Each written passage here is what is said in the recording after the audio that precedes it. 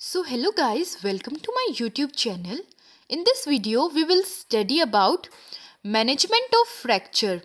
इस वीडियो के अंदर हम पढ़ेंगे कि कैसे प्लास्टर का यूज़ करके मैनेज किया जा सकता है फ्रैक्चर को, एंड प्लास्टर की वजह से जो कॉम्प्लिकेशन हो जाती है कंपार्टमेंट सिंड्रोम, उसके बारे में भी पढ़ेंगे इसके अंदर. And in my previous video, I have explained about fracture in detail. You can also check that video. So guys, without any delay, let's start the video. So management के अंदर, जैसा कि मैंने प्रीवियस वीडियो में भी बताया था कि जो फर्स्ट नर्सिंग प्रायोरिटी होती है, जो फर्स्ट नर्सिंग इंटरवेंशन होता है, इमोबलाइज द अफेक्टेड एक्सट्रीमिटी. जो अफेक्टेड एक्सट्रीमिटी है उसको इमोबलाइज करना, ठीक है. जो पर्सन की जो मूवमेंट है उसको रिस्ट्रिक्ट कर देना है, इसके अंदर मूवमेंट को अलाउ नहीं करना है, इमोबलाइज कर देना है. जो अफेक्टेड एक्सट्रीमिटी है उसकी जो मूवमेंट करने के लिए पेशेंट को मना कर देना है, ठीक है. सो ये फर्स्ट प्रायोरिटी होगी. Second, care wound by using moist sterile gauze with immobilization in case of open fracture.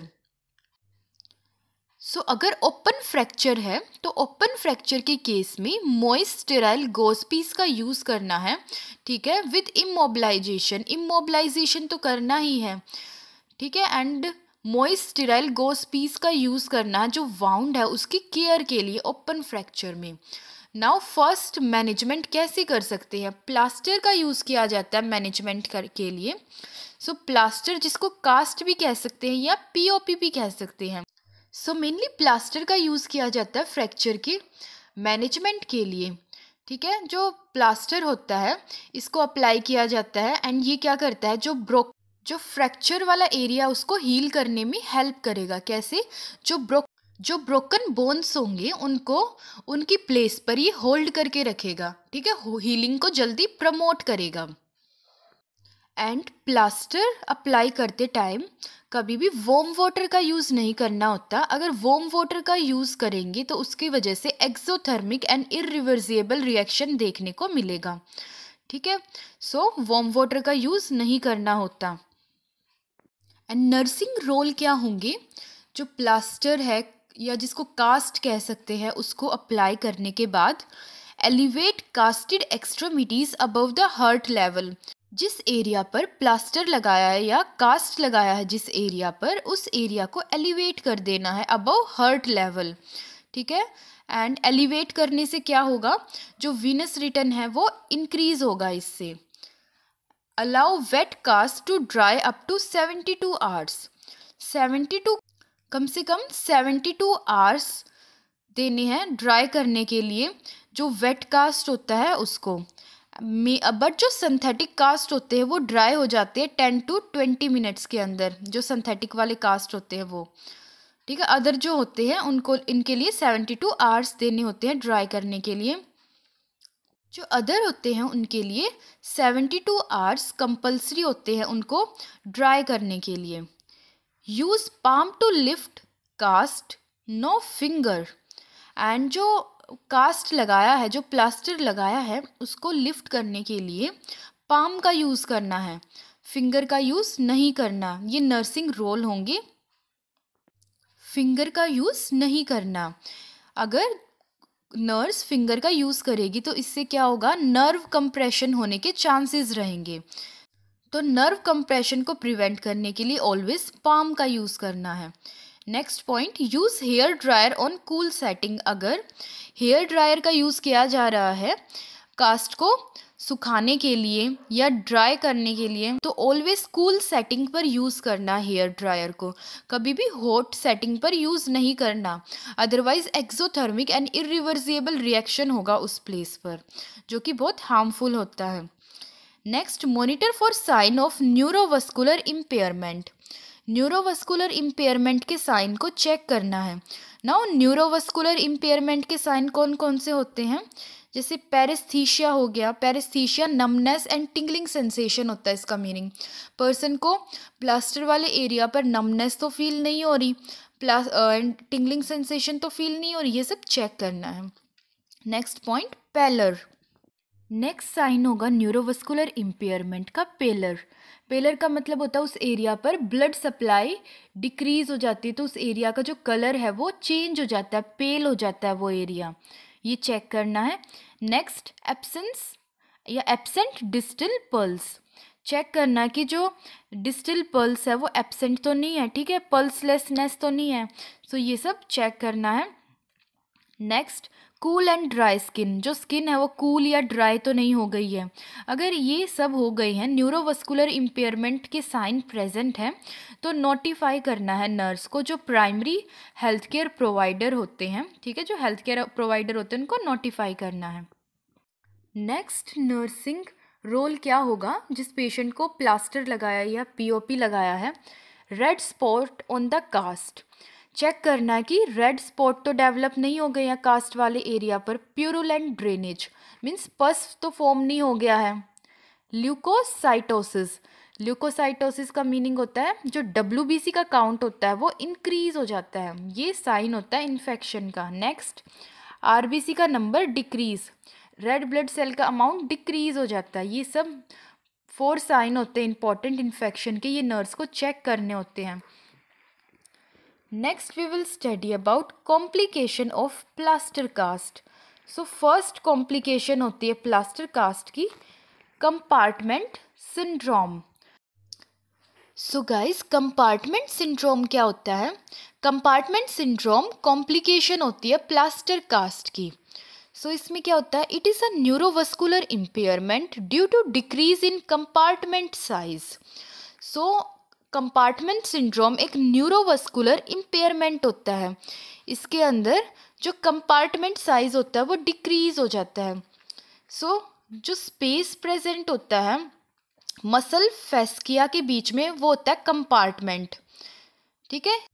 So guys जैसा आप इस डायग्राम में देख रही हैं, ये बोन है, ये एक बोन का डायग्राम है, एंड बोन को जो मसल के साथ ज्वाइन करवाते हैं वो होते हैं टेंडन, ठीक है।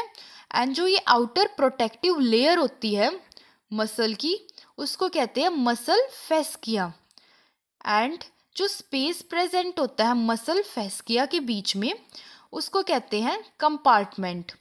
ये यहाँ पर मसल फेस्किया आउटर प्रोटेक्टिव लेयर, ठीक है। इसके बाद यहाँ पर ये कंपार्टमेंट हो गया, एंड यहाँ से दोबारा एक मसल फेस्किया स्टार्ट होगी, ठीक है, दूसरी एक मसल होगी जिसको वो आउटर कवरिंग प्रोवाइड कर रही होगी, एंड दो मसल फेस्किया के बीच का जो स्पेस होता है उसको कहते हैं कंपार्टमेंट, ठीक है। एक ये जो मसल फेस्किया यहाँ पर हो गई, एक दूसरी कंपार्टमेंट यहाँ पे बीच में है, फिर इसके नीचे से यहाँ पर दूसरी स्टार्ट होगी, दूसरी मसल होगी, उसको आउटर प्रोटेक्टिव लेयर प्रोवाइड कर रही होगी मसल फेस्किया, एंड दो मसल फेस्किया के बीच का जो स्पेस होगा वो होगा कंपार्टमेंट। तो कंपार्टमेंट सिंड्रोम में क्या होता है, जो स्पेस होता है कंपार्टमेंट का वो डिक्रीज हो जाता है, एंड प्रेशर इंक्रीज हो जाता है कंपार्टमेंट का। नॉर्मल प्रेशर होता है कंपार्टमेंट का 8 to 10 mmHg, जब इससे ज़्यादा हो जाता है तो उसकी वजह से कंपार्टमेंट सिंड्रोम अकर होता है। कंपार्टमेंट का साइज डिक्रीज हो रहा है तो ऑब्वियसली जो प्रेशर है वो इंक्रीज होगा, ठीक है। एंड ये किस वजह से अकर होता है, ये कंपार्टमेंट का जो साइज किस वजह से डिक्रीज होता है एंड प्रेशर किस वजह से इंक्रीज होता है कंपार्टमेंट सिंड्रोम के अंदर? फ्रैक्चर की वजह से। अगर फ्रैक्चर हो जाता है तो ये हो सकता है, प्लास्टर कास्ट की वजह से भी कंपार्टमेंट सिंड्रोम देखने को मिल सकता है, ठीक है। एंड टाइट बैंडेजिंग की गई है किसी एरिया की तो भी हो सकता है, बर्न के पेशेंट में, ठीक है। सो इस वजह से कंपार्टमेंट सिंड्रोम देखने को मिल सकता है। इस वजह से देखने को मिल सकता है कंपार्टमेंट सिंड्रोम। एंड जो ये कंपार्टमेंट वाला एरिया होता है यहाँ पर ब्लड वेसल, लिम्फेटिक वेसल्स भी प्रेजेंट होती हैं। अब नाउ स्पेस साइज डिक्रीज हो रहा है तो इस वजह से जो ब्लड फ्लो है वो भी डिक्रीज हो जाएगा, जिस वजह से इस्चीमिया की कंडीशन भी देखने को मिल सकती है। सो ये कॉम्प्लिकेशन थी प्लास्टर कास्ट की, कंपार्टमेंट सिंड्रोम। जैसा कि मैंने पीछे भी बताया 5P साइन एंड सिम्टम देखने को मिलेंगे कंपार्टमेंट सिंड्रोम की वजह से। पेन होगा, पेन अर्लीस्ट होता है सबसे ज़्यादा, ठीक है। अगर पेन रिलीव नहीं होता एनाल्जेसिक से या ओपियोइड से, देन ये फीचर होता है न्यूरोवस्कुलर इम्पेयरमेंट का एंड कंपार्टमेंट सिंड्रोम का। पेरिस्थीशिया देखने को मिल सकती, means numbness and tingling sensation, pallor, blood supply decrease हो जाएगा, paralysis and pulselessness, means absent हो जाएगी डिस्टल पल्स, ये लेट फाइंडिंग होती है। एंड लास्ट वन होगा पोइकिलोथर्मिया। ठीक है, ये 6th P sign and symptom होता है। ये 6th पी होता है। इन 5 के अलावा एक और देखने को मिल सकता है बहुत बार। सो पोइकिलोथर्मिया क्या होता है, इसमें क्या होता है, जो टेम्परेचर होता है वो वेरी करता है between affected and unaffected extremities के बीच में। नेक्स्ट, कैसे मैनेज कर सकते हैं कंपार्टमेंट सिंड्रोम को? Notify the health care provider को नोटिफाई करना होता है। Then loosening of tight clothing, जो टाइट क्लोथिंग होती है उसको लूज करना होता है। ठीक है। थर्ड, कटिंग ऑफ कास्ट, या जिसको बाइवेल्विंग भी कहते हैं, जो कास्ट है उसको कट कर देना होता है इसको मैनेज करने के लिए। नेक्स्ट, एक सर्जरी भी परफॉर्म की जाती है कंपार्टमेंट सिंड्रोम अगर हो जाता है तो, फेस्कियोटमी। सो फेस्कियोटमी क्या होता है, इसमें सर्जिकल इंसिजन लगाए जाते हैं फेस्किया में। ठीक है, फेस्किया जो आउटर प्रोटेक्टिव लेयर होती है मसल फेस्किया, ताकि जो रिलीज किया जा सके जो प्रेशर होता है उसको। And do not suture the area, surgical incision लगाने के बाद दोबारा सूचर नहीं करना होता उस एरिया को, वाउंड को रिमेन ओपन रहने देना होता है, उसको कवर कर देना है जो मॉइस्ट स्टेराइल गॉज पीस होते हैं उनका यूज़ करके। ठीक है। एंड जिस पेशेंट को कंपार्टमेंट सिंड्रोम अगर हो जाता है तो उसमें नर्सिंग रोल क्या होगा, main instruct patient to do above movement of finger, nurse patient को इंस्ट्रक्ट करेगी कि मूवमेंट करे फिंगर्स की। ठीक है। एंड आइसोमेट्रिक एक्सरसाइज जैसे इसके एग्जांपल है quadriceps setting exercise, gluteal setting exercise, ये करवा सकती हैं। ठीक है। सो गाइस, नेक्स्ट वीडियो के अंदर हम अनादर मैनेजमेंट ट्रैक्शन के बारे में पढ़ेंगे कि ट्रैक्शन का यूज़ करके कैसे मैनेज किया जा सकता है फ्रैक्चर को। And thank you for watching my video. If you really liked my video then don't forget to like and subscribe to my channel and also hit the bell icon to get notification of my next video.